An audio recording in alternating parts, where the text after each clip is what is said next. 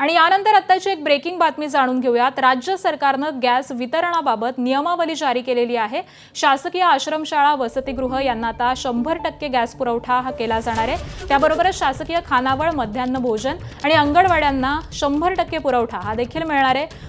उपहारगृहांना 70%, त्याबरोबरच औषध प्रक्रिया 50%, मत्स्यपालन 50% पुरवठा हा केला जाणार आहे। त्यामुळे ही नवी नियमावली राज्य सरकारनं जारी केलेली आहे आणि यामध्ये शासकीय आश्रमशाळा असतील, वसतिगृह असतील यांना 100% गॅस पुरवठा हा केला जाणार आहे। त्याच पद्धतीने शासकीय खानावळ, माध्यान्ह भोजन आणि अंगणवाड्या यांना देखील 100% गॅसचा पुरवठा हा केला जाणार आहे।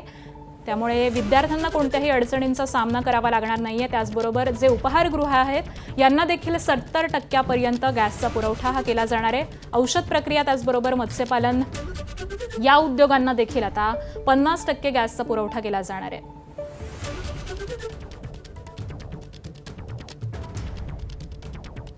याच संदर्भामध्ये काल विधानसभेमध्ये देखील चर्चा झालेली होती आणि त्यानंतर राज्य सरकारनं गॅस वितरणाबाबत ही नवीन नियमावली जारी केलेली आहे, ज्यामध्ये प्रामुख्याने शासकीय आश्रमशाळा, वसतिगृह, शासकीय खानावळ, माध्यान्ह भोजन आणि अंगणवाड्या यांना आता 100% गॅसचा पुरवठा हा केला जाणार आहे।